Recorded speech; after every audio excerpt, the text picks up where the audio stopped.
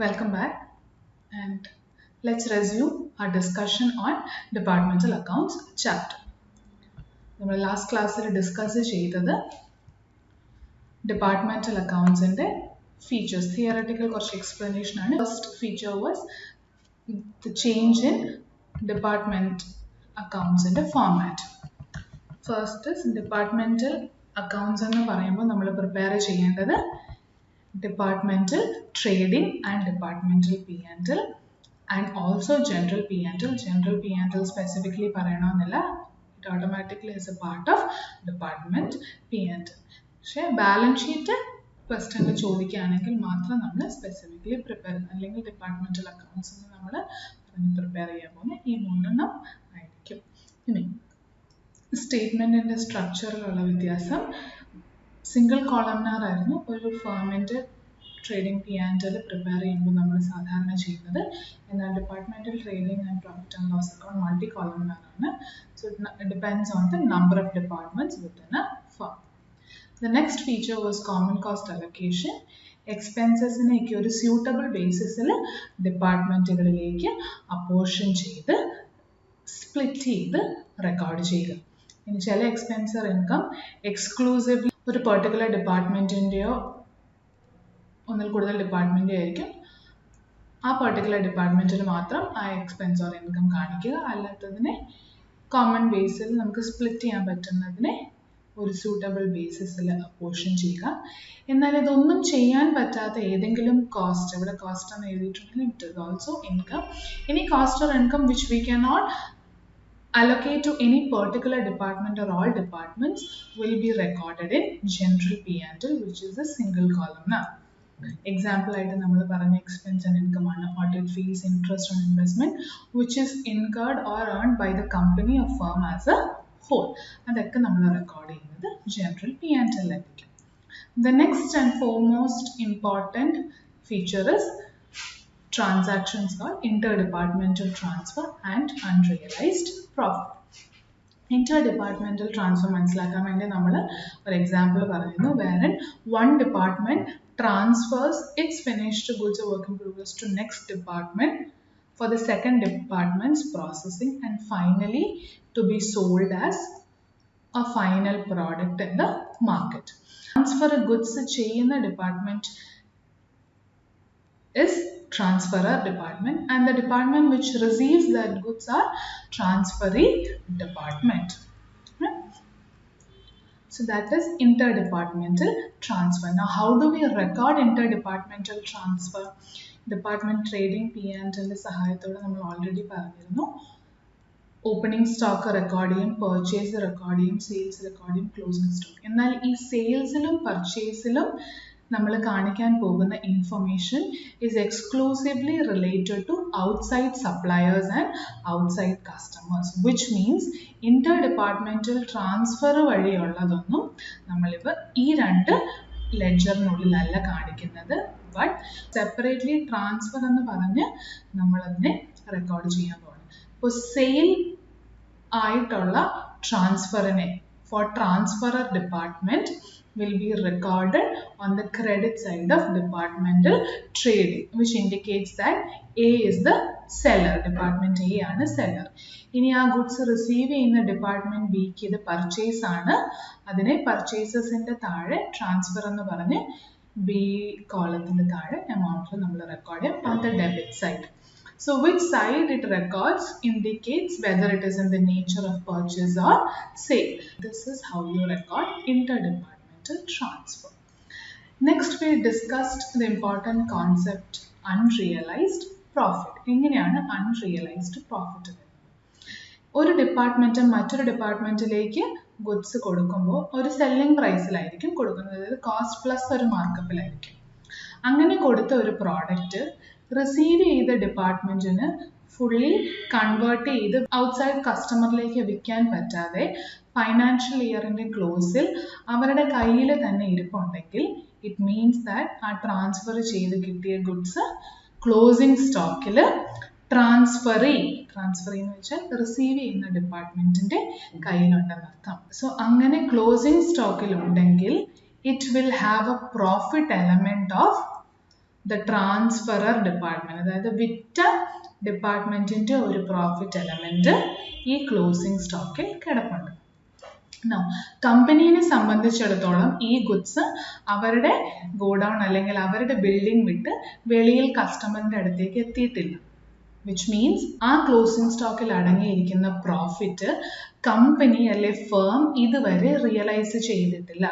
അതിന് ഭാവിയിൽ വിൽക്കുമ്പോൾ റിയലൈസ് ചെയ്യാൻ പോകുന്നതേ ഉള്ളൂ. Hence the term unrealised. അങ്ങനെയുള്ള അൺറിയലൈസ്ഡ് പ്രോഫിറ്റിനെ എലിമിനേറ്റ് ചെയ്യുന്നതാണ് ഡിപ്പാർട്ട്മെന്റൽ അക്കൗണ്ട്സിലുള്ള അൺറിയലൈസ്ഡ് പ്രോഫിറ്റിന്റെ ട്രീറ്റ്മെന്റ്. unrealized profit ന്റെ മറ്റൊരു പേരും കൂടെ നമ്മൾ പറയും stock reserve. This unrealized profit will be eliminated from general P&L. ഇപ്പോൾ ക്ലോസിംഗ് സ്റ്റോക്കിൽ ട്രേഡിങ്ങിന്റെ ക്രെഡിറ്റ് സൈഡിലാണുള്ളത്.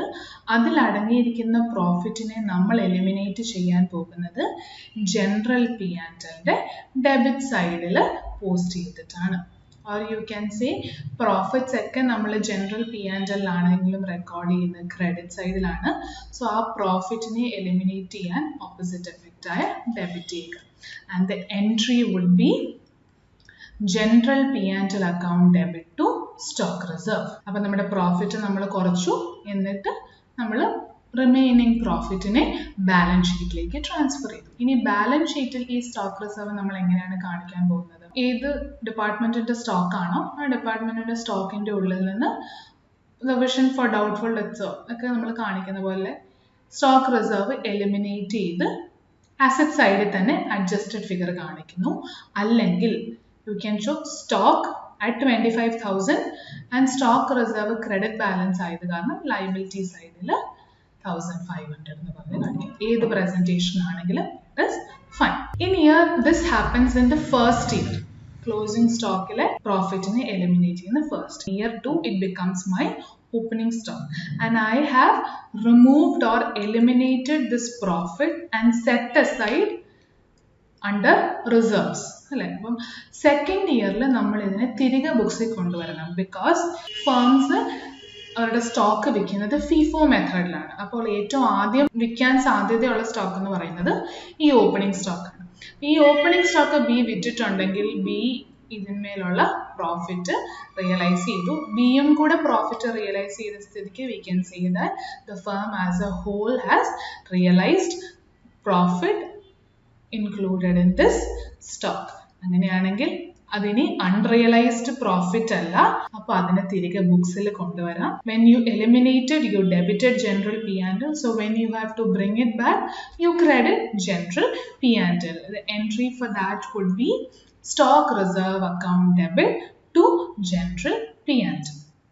സോ ഈ രണ്ട് എൻട്രീസിൻ്റെയും എഫക്റ്റ് എങ്ങനെയാണ് സ്റ്റോക്ക് റിസർവ് എന്ന് പറയുന്ന ലെഡ്ജറിൽ വരുന്നതെന്ന് കാണിക്കാൻ വേണ്ടിയാണ് ഈ ലെഡ്ജർ നമ്മൾ ജസ്റ്റ് പ്രസന്റ് ചെയ്തത്. ഇയർ 1 ജനറൽ P&Lനെ ഡെബിറ്റ് ചെയ്തു, സ്റ്റോക്ക് റിസർവിനെയാണ് അപ്പോൾ ക്രെഡിറ്റ് ചെയ്തത്. അപ്പോൾ സ്റ്റോക്ക് റിസർവ് അക്കൗണ്ടിൽ by general P&L 1,500.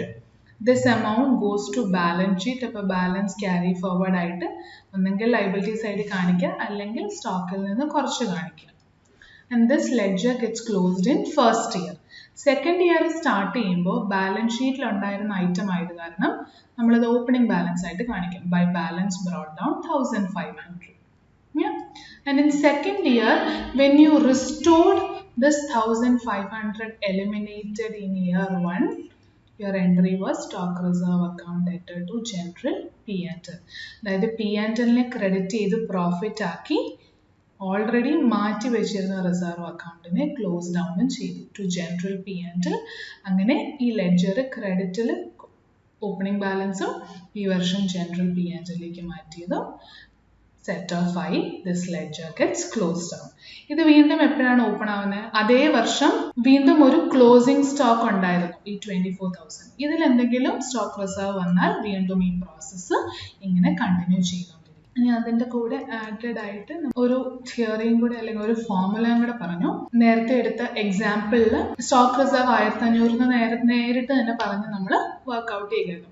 But need not be the case that you will be given stock reserve as a fixed amount always. You will have to calculate it. അപ്പോൾ calculate ചെയ്യാനുള്ള ഫോർമുലയാണ് നമ്മളിവിടെ എഴുതി വെച്ചിരിക്കുന്നത്. Stock reserve or unrealised profit is equal to closing stock of transferee department which is received as part of interdepartmental transfer. This is very important.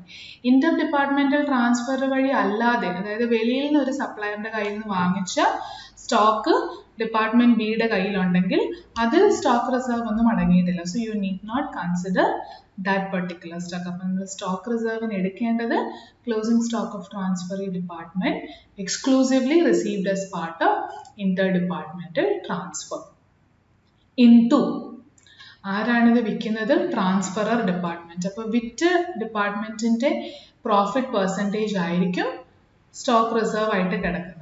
So multiplied by GP ratio of transferor or selling department. This is the formula that we have learned. I would request all of you to write this example down. ഇത് നിങ്ങളുടെ print ഔട്ടിൽ അല്ലെങ്കിൽ questions ഇനി discuss ചെയ്യാൻ പോകുന്ന ക്വസ്റ്റ്യൻസിൽ ഉള്ളതല്ല. ഇത് example ആയിട്ട് നമുക്ക് ഈ കോൺസെപ്റ്റ് മനസ്സിലാക്കാൻ വേണ്ടി സെപ്പറേറ്റ് തരുന്നതാണ്. So please write it down. വളരെ സിമ്പിൾ, കുറച്ച് ട്രാൻസാക്ഷൻസേ ഉള്ളൂ. നമ്മൾ ഈ പറഞ്ഞ സ്റ്റോക്ക് റിസർവിൻ്റെ എക്സ്പ്ലനേഷൻ അല്ലെങ്കിൽ സ്റ്റോക്ക് റിസർവിൻ്റെ എൻട്രീസ് ഒക്കെ ഒന്ന് മനസ്സിലാക്കാൻ വേണ്ടി വളരെ ലിമിറ്റഡ് ട്രാൻസാക്ഷൻസ് മാത്രം റെക്കോർഡ് ചെയ്തുകൊണ്ടാണ് ഇത് ചെയ്യുന്നത്. So let start.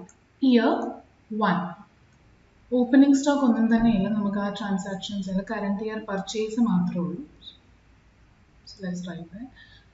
2 പർച്ചേസസ്. ഞാൻ ഓൾറെഡി പറഞ്ഞിരുന്നു, പെർച്ചേസസ് എന്ന് പറഞ്ഞാൽ നമ്മൾ റെക്കോർഡ് ചെയ്യുന്നത് ഔട്ട്സൈഡ് സപ്ലയേഴ്സിൻ്റെ കയ്യിൽ നിന്ന് എന്തെങ്കിലും വാങ്ങിച്ചിട്ടുണ്ടെങ്കിൽ.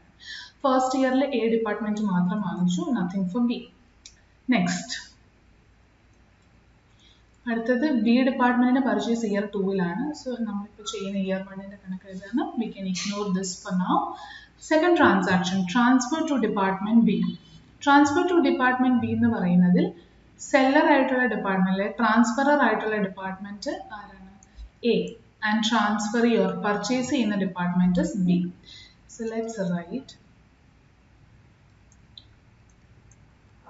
ട്രാൻസ്ഫറിയുടെ ട്രാൻസാക്ഷൻ 6900 പർച്ചേസ് പോലെ തന്നെ ഉള്ളൊരു ട്രാൻസാക്ഷൻ ആണ്. ഉള്ളി ബൈഫിക്കേഷൻ ആയിട്ട് അറിയണം, ഇന്റർ ഡിപ്പാർട്ട്മെന്റിലാണോ വെളിയിൽ നിന്ന് വാങ്ങിച്ചതാണ്. therefore you split it.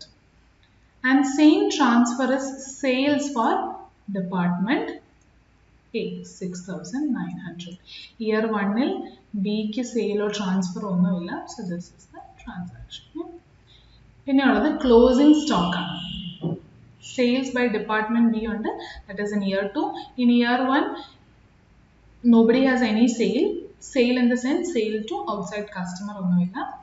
Next is closing stock of A. 2 വർഷവും ക്ലോസിംഗ് സ്റ്റോക്ക് ഒന്നുമില്ല. Closing stock of B is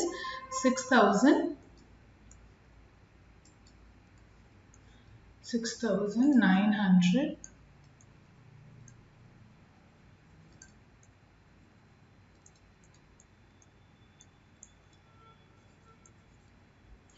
So gross profit for A department is 1300, nothing for department B. Now let's continue this. So by gross profit carry down 1300 under A and nil under department B. Indirect expenses ഒന്നും തന്നിട്ടില്ല. So therefore entire profit net profit ആയിട്ട് record ചെയ്യുന്നു. Balancing figure 1300 and nil.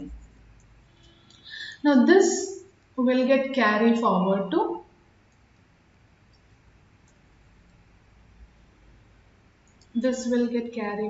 to general P&L.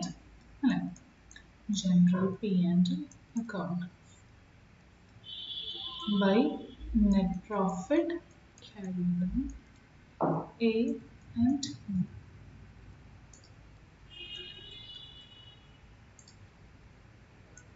1300 and nil, 1300 and ഇനി നമ്മൾ പഠിച്ച stock reserve, elimination of stock reserve from closing സ്റ്റോക്കിൽ stock reserve ഉണ്ടോ എന്നറിയാൻ നമ്മൾ എന്തായിരുന്നു നമ്മുടെ test? Closing stock of transferee department received as part of interdepartmental transfer. Interdepartmental transfer വഴി വന്ന എന്തെങ്കിലും ക്ലോസിംഗ് സ്റ്റോക്ക് ആയിട്ട് കിടപ്പുണ്ട്.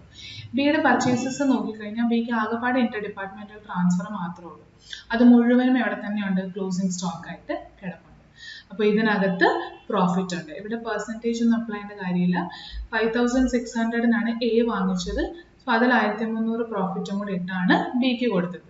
So this entire 1300 is stock reserve. So to stock reserve on closing stock എന്ന് എഴുതിക്കോളുക.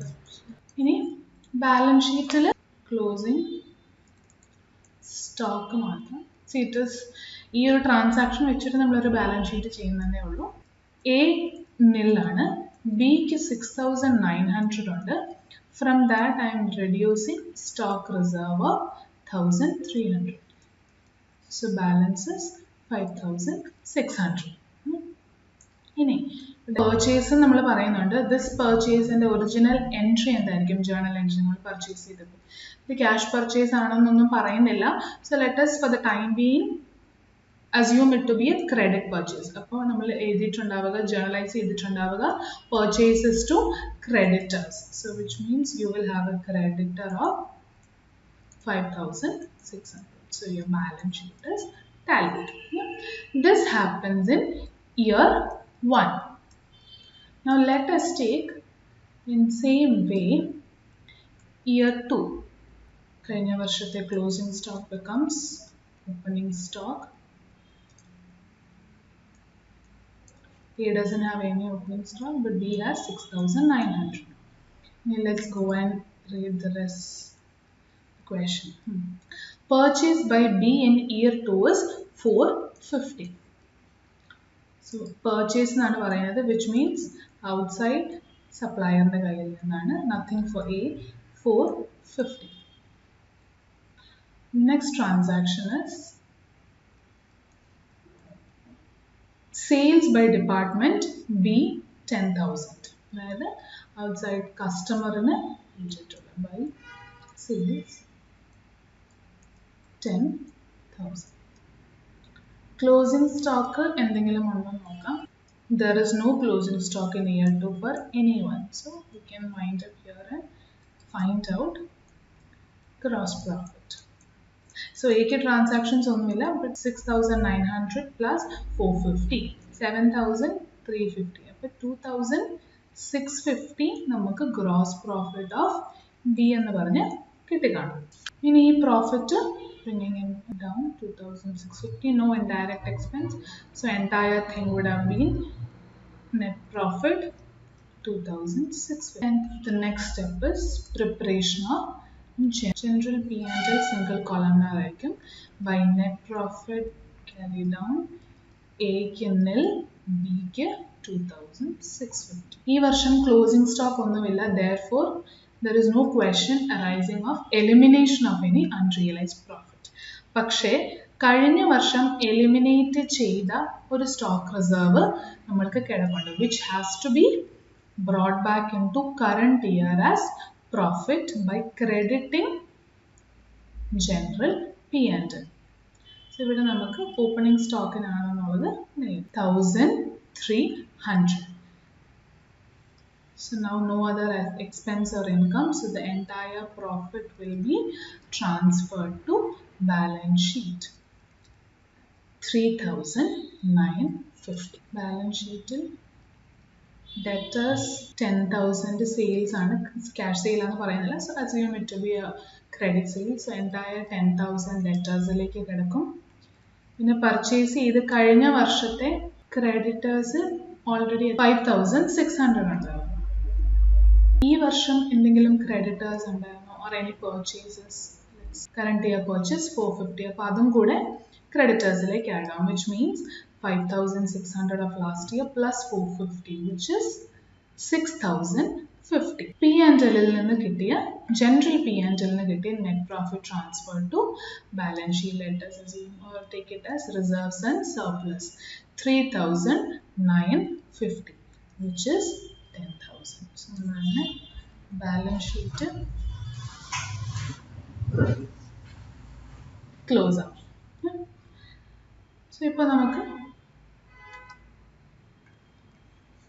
2 വർഷത്തെ ട്രാൻസാക്ഷൻസ് മുഴുവൻ റെക്കോർഡ് ചെയ്തുകൊണ്ടുള്ള profit. ആദ്യത്തെ വർഷം നോ പ്രോഫിറ്റ് ആണ്, കാരണം നമ്മൾ ഫുള്ളിയും സ്റ്റോക്ക് റിസർവ് ആയിട്ട് വന്നതാണ്. So we eliminated in balance ഷീറ്റിൽ റിസർവ്സ് ആൻഡ് സർപ്ലസ് ഒന്നുമില്ല. പക്ഷെ രണ്ടാമത്തെ വർഷം 3,950 reserves and surplus. Now is it correct? Let us check it. 2 വർഷത്തെയും കൂടെ ഒരു സിംഗിൾ യൂണിറ്റ് ആണ് നമ്മൾ എടുത്തിരിക്കുന്ന എക്സാമ്പിളിൽ നിന്ന് അസ്യൂം ചെയ്യുക. സെയിൽസ് എത്ര ഉണ്ടായിരുന്നു? 10,000. ഇന്റർ ഡിപ്പാർട്ട്മെന്റൽ ട്രാൻസ്ഫറിന്റെ കാര്യമൊക്കെ വരിക, അത് ഒരിടത്തു നിന്ന് മറ്റൊന്നിലേക്ക് മാറിയതാണ്. അതൊക്കെ മാറ്റി നിർത്തിയാൽ പർച്ചേസ് ചെയ്ത സാധനങ്ങൾ എത്ര കോസ്റ്റിന്റെയാണ്? 5,600 പ്ലസ് 450 മൈനസ് പർച്ചേസസ് 5,600 450. ഇതല്ലാതെ വേറെ ഏതെങ്കിലും എക്സ്പെൻസ് ഉണ്ടോ കോസ്റ്റ് ഓഫ് ഗുഡ്സ് ആയിട്ട്? ഇല്ല. അപ്പോൾ അങ്ങനെയാണെങ്കിൽ ഈ ഒരു പ്രോഡക്റ്റ് ഇപ്പോൾ ട്രേഡിംഗ് ആയിട്ട് അധികം ചെയ്യാം, പ്രത്യേകിച്ച് ഡയറക്റ്റ് എക്സ്പെൻസ് ഒന്നും ഇല്ലാത്ത കാരണം there wouldn't have been any processing happening here. So entire thing was purchased and resold. അങ്ങനെ ഒരു എക്സാമ്പിൾ ആണെങ്കിൽ 5,600-ന് എ വാങ്ങിച്ചു, ചിലപ്പോൾ കുറച്ച് അസംബ്ലിംഗ് ഉണ്ടായിരുന്നു എന്ന് വെക്കുക. അപ്പോൾ എ 5,600 ചിലവാക്കി, that is one cost for the company. രണ്ടാമത്തെ വർഷം ബി അതേ പ്രോഡക്റ്റ് മാർക്കറ്റിലേക്ക് വിൽക്കണമെങ്കിൽ ഒരു 450 രൂപയും കൂടെ ചിലവാക്കണമായിരുന്നു. അതും കൂടെ അതിലേക്ക് ആഡ് ചെയ്തു. 6,050 രൂപയുടെ ഒരു സാധനമാണ് എത്ര രൂപയ്ക്ക് കമ്പനി വിറ്റത്? 10,000. So ideally speaking, the profit earned by the company by selling this single product or single unit is 3,950, which you have write correctly in year 2's general P&L. Yeah? Now why did we remove 1,300 from first year? ഇത് stock reserve വഴി മാത്രമായിട്ട് വന്ന ഒരു profit ആണ്, realise ചെയ്തിട്ടില്ല. Realise ചെയ്യുന്നത് actual sale നടക്കുമ്പോഴാണ്. അതുകൊണ്ടാണ് general P&L ആദ്യത്തെ വർഷത്തിൽ നിന്ന് എലിമിനേറ്റ് ചെയ്ത് രണ്ടാമത്തെ വർഷം നമ്മൾ ഇതിനെ റിസ്റ്റോർ ചെയ്യുന്നത്. So elimination of unrealised profit is important. Equally important is bringing back that eliminated profit into next year's P&L. അങ്ങനെ കൊണ്ടുവന്നില്ലായിരുന്നെങ്കിൽ imagine your profit in general P&L for second year would have been only 2,650, but that would never be equal to the actual profit earned by the company or firm by selling that one unit. അപ്പോൾ ആ കമ്പനിയുടെ actual profit earned over the period of 2 years ആയി 3,950 കിട്ടണമെങ്കിൽ കഴിഞ്ഞ വർഷം eliminate ചെയ്ത closing സ്റ്റോക്കിന്റെ stock reserve ഈ വർഷം ഓപ്പണിംഗ് സ്റ്റോക്കിന്റെ സ്റ്റോക്ക് റിസർവ് ആയി ജനറൽ P&L-ലേക്ക് റിസ്റ്റോർ ചെയ്തേ മതിയാകൂ. So this is the concept. ഈ ഒരു എക്സാമ്പിൾ നിങ്ങൾക്ക് നല്ലപോലെ മനസ്സിലായാൽ സ്റ്റോക്ക് റിസർവിന്റെ കമ്പ്യൂട്ടേഷനെ പിന്നെ നിങ്ങൾ ആലോചിക്കേണ്ടുള്ളൂ. ജേർണൽ എൻട്രീസും കോൺസെപ്റ്റും നിങ്ങൾക്ക് ക്ലിയർ ആയി നടത്തും. So I would want all of you to take down this example and work out this till balance sheet വരെ ചെയ്തോളൂ. അതായത് നമ്മുടെ ട്രാൻസാക്ഷൻസ് ഒന്നും മിസ്സായിട്ടില്ല. ഡെബിറ്റ് ഉണ്ടെങ്കിൽ അതിലൊരു ഈക്വൽ ക്രെഡിറ്റും ഉണ്ട്. So you will have a tallied balance sheet. only thing is generally കാണാറുള്ള ക്യാപിറ്റലോ ക്യാഷോ ബാങ്കോ ഒന്നും ഇല്ലാന്നേ ഉള്ളൂ. But that is fine. This example is given only to understand unrealized profit in detail. ഈ സൈഡിൽ കൊടുത്തിരിക്കുന്ന ഈ ചെക്ക് പോയിന്റും കൂടെ എഴുതിക്കോളുക. ദെൻ യു വിൽ അണ്ടർസ്റ്റാൻഡ് ഈ രണ്ടാമത്തെ വർഷം നമുക്ക് കിട്ടിയ നെറ്റ് പ്രോഫിറ്റ് ആയ 3,950 കറക്റ്റ് ആണ്. നോർമൽ പ്രോബ്ലംസ് ഇവിടെ സെക്കൻഡ് ഇയറിന്റെ ഓപ്പണിംഗ് സ്റ്റോക്കിന്റെ സ്റ്റോക്ക് റിസർവ് റിസ്റ്റോർ ചെയ്യുമ്പോൾ നോർമൽ ഒരു കണ്ടിന്യൂയിങ് ബിസിനസ് ആണെങ്കിൽ അതിന്റെ ക്ലോസിംഗ് സ്റ്റോക്കിൽ വീണ്ടും എലിമിനേഷൻ കാണും. അപ്പോൾ ഈ 3,950 ആയിരിക്കില്ല വരാൻ പോകുന്നത്. 3,950 വീണ്ടും ഒരു എമൗണ്ട് മൈനസ് ആവും. നിങ്ങൾക്ക് ഈ ഒരു ക്രോസ് ചെക്ക് നടക്കില്ല. ക്രോസ് ചെക്കിന് വേണ്ടിയാണ് ഞാൻ ലിമിറ്റഡ് ട്രാൻസാക്ഷൻസ് വെച്ചിട്ട് ഈ പ്രോബ്ലം ചെയ്യിച്ചു. ഇനി നമ്മൾക്ക് straight away will start with the questions. നിങ്ങൾക്ക് തന്നിരിക്കുന്ന ഹാൻഡ് ഔട്ടിനകത്തുള്ള ക്വസ്റ്റ്യൻസ് തന്നെയാണ്. സോ വിൽ വർക്ക് ഔട്ട് കുറച്ചൊക്കെ questions I give you as for you to try it on your own. I'll give you the answers. Make sure you go ahead and try it on your own and cross check ചെയ്യുക. എന്തെങ്കിലും doubts or clarifications ഉണ്ടെങ്കിൽ next class you can ask. So then we can clarify and make sure that everybody is thorough with each chapter or each concept that we are discussing. So let's read question number 1. Department A sells goods to Department B at a profit of 50% on cost and to Department C at 20% on cost.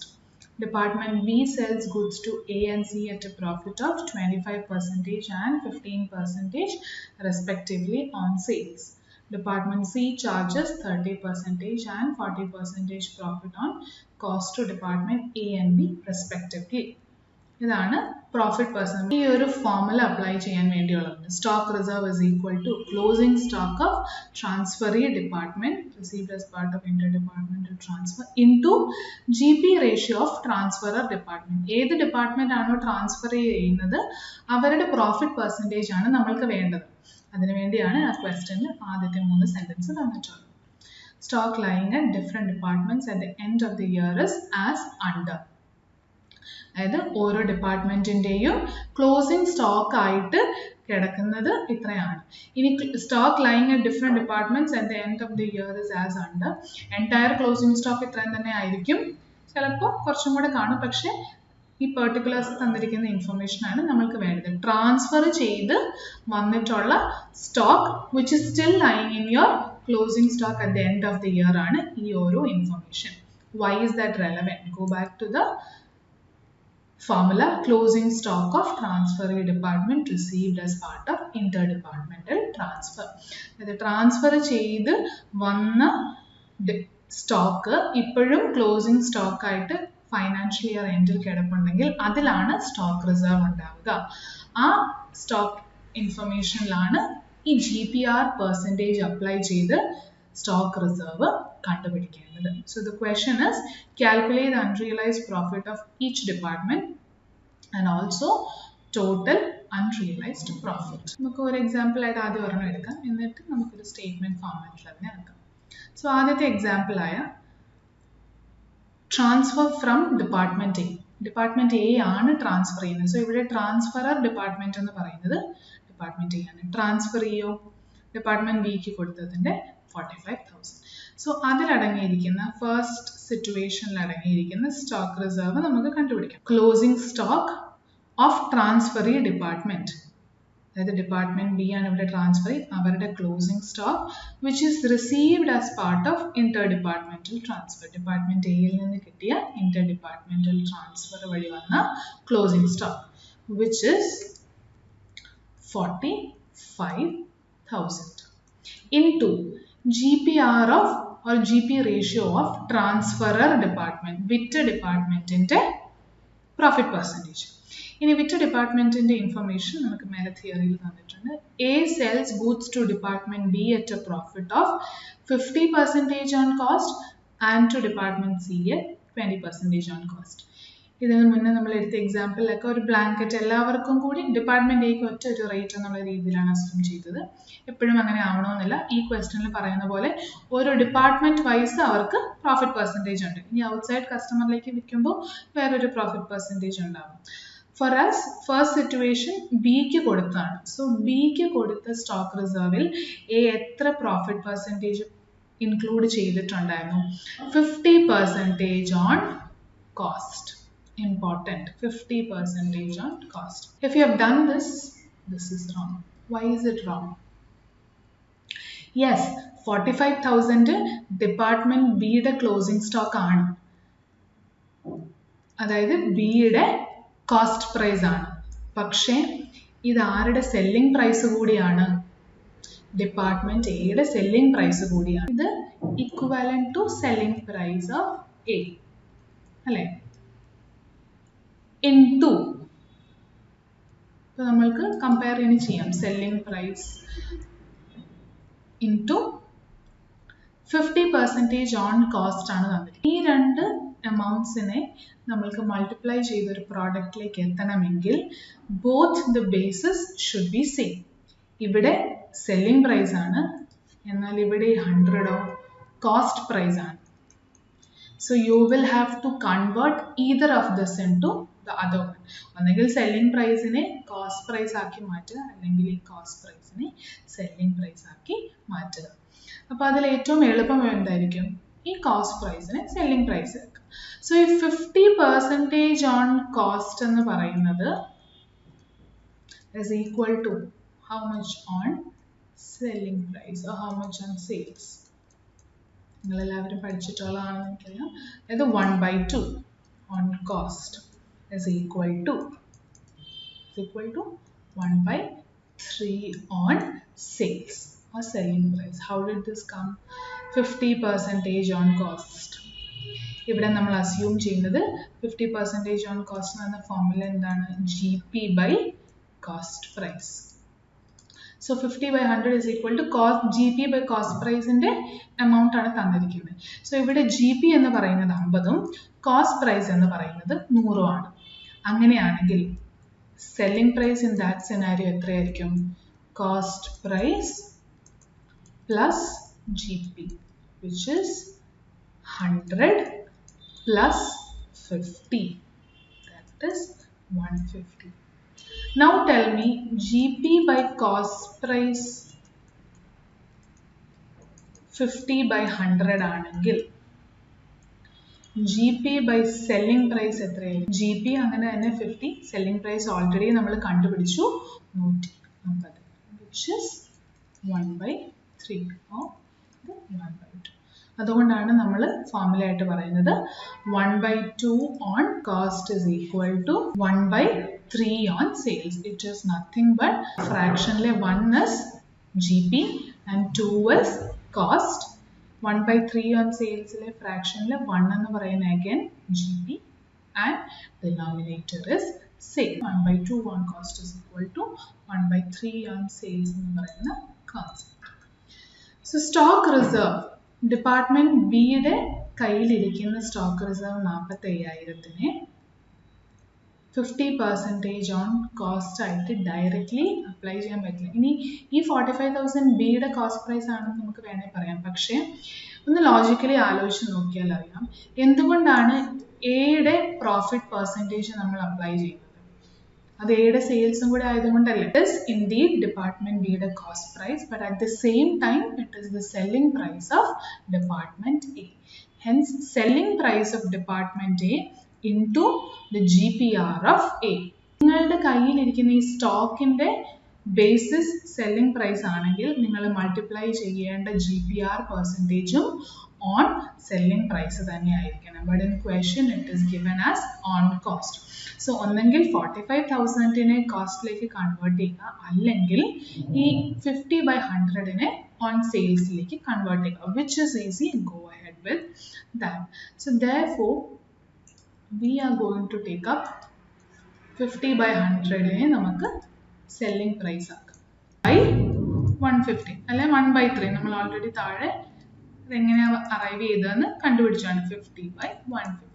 So 45,000 into 50/150 or 1/3 is equal to 15,000. ഇതൊന്നും ആൻസറിന്റെ ഭാഗമായിട്ട് വരണമെന്നില്ല. നിങ്ങൾക്ക് സൈഡിൽ എവിടെയെങ്കിലും ഇത് വേണമെന്നുണ്ടെങ്കിൽ, clarity വേണമെന്നുണ്ടെങ്കിൽ you can write it down. So that later on നിങ്ങൾ വായിക്കുമ്പോൾ എന്തുകൊണ്ട് 50/100 തന്നെ എടുക്കാതെ 50/150 എന്നൊക്കെ മനസ്സിലാക്കണം. When you are answering for exam ഇത് നിങ്ങളുടെ ആൻസറിന്റെ ഭാഗമായിട്ട് വരണമെന്നൊന്നുമില്ല. You can directly show 45,000 into 50/150. ഇപ്പം ഇങ്ങനെ കാണിച്ചാൽ തന്നെ it is understood that you know the logic behind 50/100 on cost is equal to 50/150 on sales. So in same way let us do the rest of the problem. But ഞാൻ ഇതിനെ ഒരു statement ആക്കാൻ പോവാണ്. I'm going to give a heading, calculation of unrealized profit or stock risk. 5 columns, particulars, question തന്നിരിക്കുന്ന പോലെ തന്നെ പക്ഷെ ഒരു അഡീഷണൽ കോളം കൂടെ വരുന്നതേ ഉള്ളൂ. A, department B, C and total. Calculate the unrealized profit of each department and also unrealized profit of each department എന്ന് വെച്ചാൽ അതായത് ഓരോ ഡിപ്പാർട്ട്മെന്റും ഇന്റർ ഡിപ്പാർട്ട്മെന്റൽ ട്രാൻസ്ഫർ വഴി വിറ്റതിൽ എത്ര പ്രോഫിറ്റും കൂടെ അടങ്ങിയിട്ടുണ്ടായിരുന്നു. So which means transferor's point of വ്യൂവിൽ അൺറിയലൈസ്ഡ് പ്രോഫിറ്റ് എത്ര ഉണ്ടായിരുന്നു എന്നും കൂടെ നമ്മൾ പറഞ്ഞു കൊടുക്കണം. അതായത് ഡിപ്പാർട്ട്മെന്റ് എ ആർക്കൊക്കെ ട്രാൻസ്ഫർ ചെയ്തിട്ടുണ്ട്, ബിക്കും സിക്കും ചെയ്തിട്ടുണ്ട്. സോ ഇവർക്ക് രണ്ടുപേർക്കും ട്രാൻസ്ഫർ ചെയ്തത് വഴി ഡിപ്പാർട്ട്മെന്റ് എയുടെ പ്രോഫിറ്റ് അതിൽ എത്ര അടങ്ങിയിട്ടുണ്ടായിരുന്നു, which is unrealised when it comes to firm കൂടെ നമ്മൾ ആൻസർ ചെയ്യണം. ക്വസ്റ്റ്യനിലേക്ക് തിരിച്ചു വരിക. Department A first column empty ആണ്, ബിക്കോസ് അത് ഡിപ്പാർട്ട്മെന്റ് എക്ക് തന്നെയുള്ളതാണ്. Second is 45,000 and 42,000. 45,000 നമ്മൾ ഓൾറെഡി ആൻസർ കണ്ടുപിടിച്ചു, which is 15,000. When you write 15,000, I would suggest time save ചെയ്യാൻ വേണ്ടി നമുക്ക് ഈ പെർട്ടിക്കുലേഴ്സിനുള്ളിൽ തന്നെ കുറച്ച് ക്ലാരിറ്റി ആയിട്ട് നിങ്ങൾക്ക് 45,000 into 50/150 എന്ന് റെക്കോർഡ് ചെയ്യാം. This will save time. ഒരൊറ്റ സ്റ്റേറ്റ്മെന്റ് തന്നെ നിങ്ങൾക്ക് ഫുൾ ആൻസറും ചെയ്യാൻ പറ്റും. And you are showing this working not as well. But make sure ഈ വർക്കിംഗ് നോട്ട് 45,000 into 50/150 എന്ന് പറയുന്ന കമ്പ്യൂട്ടേഷൻ നിങ്ങൾ എവിടെയെങ്കിലും റെക്കോർഡ് ചെയ്തിരിക്കണം, because that is the main part of this question. അതില്ലെങ്കിൽ you will not be getting full marks. So it is not merely just finding out these answers, it is also showing how you have arrived at those answer. ഇനി രണ്ടാമത്തെ A സിക്ക് കൊടുത്തത് 42,000 and profit എത്രയായിരുന്നു 20% on cost. So 42,000 into 20 on cost ആണ്. So 20 is GP. On cost എന്ന് പറയുമ്പോൾ cost is 100. So cost 100 plus GP again 100 plus 20 120. ഈ ഒരു കാര്യം കൂടെ ഓർക്കേണ്ടത്, ക്വസ്റ്റ്യനിൽ ഏതാണോ സജസ്റ്റ് ചെയ്തിരിക്കുന്നത്, ഓൺ കോസ്റ്റ് ആണോ ഓൺ സെയിൽ ആണോ, അതായിരിക്കും നമ്മുടെ assumption. If question suggest on cost, then always assume the cost price to be 100. If question gives you on sale, then our assumption is that selling price ആണ് 100 എന്ന്. So it is not fixed that selling price ആണ് എപ്പോഴും 100 അല്ലെ cost price ആണ് എപ്പോഴും 100 എന്നല്ല. നമ്മുടെ assumption should differ based on the question given. So if question is GP on cost, which means basic cost price ആണ്, so assume cost price to be 100. If question gives GP on sales, then the base is selling price, assume selling price to be 100 and calculate backwards. Yeah? So 42,000 into 20/120, which is 7,000. So 20 to department B. B transfer in the 40 and 72,000 and the profit is 25%, 15% on sales. Yeah? 40 and 72,000 and the profit percentage was 25% on sales. So divided by എന്ത് വരണം, on sale ആണ്. So നമുക്ക് തന്നിരിക്കുന്ന base selling price. So always assume selling price to be 100. So selling price ആണ് 100, GP is 25. ഇനി ഈ 40,000 എയുടെ closing stock ആണ്, പക്ഷെ എവിടെ നിന്നാണ് വന്നത്, ബിയിൽ നിന്ന് വന്നതാണ്. സോ ബിയുടെ സെല്ലിംഗ് പ്രൈസും ഈ 40,000 ആണ്. സോ ബിയുടെ സെല്ലിംഗ് പ്രൈസ് ആണ് 40,000. നമ്മൾക്ക് തന്നിരിക്കുന്നതും GP ബൈ സെയിൽസ് ആണ്. Both the bases are selling price, therefore directly multiply 40,000 into 25/100, which is 10,000. അടുത്തത് 15% on sale ആയിരുന്നു സിക്ക് കൊടുത്തോണ്ടിരുന്നത്. 72,000 is സിയുടെ cost price of closing stock, but it is same as, or it is B's selling price as well. So that into 15/100, because ഈ 100 selling price ആണ് നമുക്ക് തന്നിരിക്കുന്ന base. 72,000 is also selling price. Therefore 10,800. So total across this is, അതായത് unrealized profit department B വിറ്റിട്ടുള്ള എല്ലാ Inter departmental ട്രാൻസ്ഫറുകളിൽ അടങ്ങിയിട്ടുള്ള unrealized profit ആണ് നമ്മൾ horizontally add ചെയ്തിരിക്കുന്നത്, which is 20,800. And finally department C. question വായിക്കാം. സി കൊടുക്കുന്നത് എക്കും ബിക്കും ആണ്, 39,000 and 42,000, and its GP ratio is 30% and 40% profit on cost ആണ്. എക്ക് കൊടുത്തത് 39,000, ബിക്ക് കൊടുത്തത് 42,000 and 30%ഉം 40%ഉം. ബട്ട് ഓൺ കോസ്റ്റ് ആണ് കൊടുത്തിരിക്കുന്നത്. സോ നമുക്ക് പെർസെൻറ്റേജിൽ തന്നിരിക്കുന്ന ബേസ് കോസ്റ്റ് പ്രൈസും ഈ 39,000 എയുടെ കോസ്റ്റ് പ്രൈസ് ആണ്, അതോടൊപ്പം സിയുടെ സെല്ലിംഗ് പ്രൈസുമാണ്. So let us relate it to സിയുടെ സെല്ലിംഗ് പ്രൈസുമായിട്ട്. So 39,000 is C's selling price and GP are given as on cost. So you will have to convert either of them. Either 39,000 cost price like convert ചെയ്യുക, അല്ലെങ്കിൽ ഈ 30% on cost നെ 30 on sales ആക്കുക, which is 30 divided by 130. 100 plus 30. How did you get 100 plus 30? 30% on cost ആണ്. So cost price assumption is 100. GP is 30. So when GP is 30 and cost price is 100, your selling price should be 130. Same way, 40% on cost becomes 40 by 140 on sales. 9,000, 12,000. So 9,000 and 12,000, 21,000. So ഓരോ ഡിപ്പാർട്ട്മെൻറ്റിൻ്റെ പ്രോഫിറ്റും നമ്മൾക്ക് കിട്ടി. അതോടൊപ്പം അവർ ക്വസ്റ്റ്യനിൽ total unrealised calculate the unrealized profit of each department. അതായത് transferor ഡിപ്പാർട്ട്മെൻറ്റുകളുടെ unrealised പ്രോഫിറ്റിൻ്റെ ടോട്ടലും ചോദിച്ചിട്ടുണ്ട്, entire profit as such. So നമ്മളുടെ ഈ സ്റ്റേറ്റ്മെൻറ്റിൽ ഓരോ ഡിപ്പാർട്ട്മെൻറ്റിൻ്റെ ടോട്ടലാണ് നമ്മൾ സൈഡിൽ കൊടുത്തിരിക്കുന്നത്.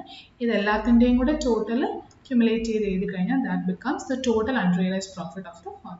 22,000 plus 21 plus 2,800. 63,800 is the total unrealized profit. So this is the final answer.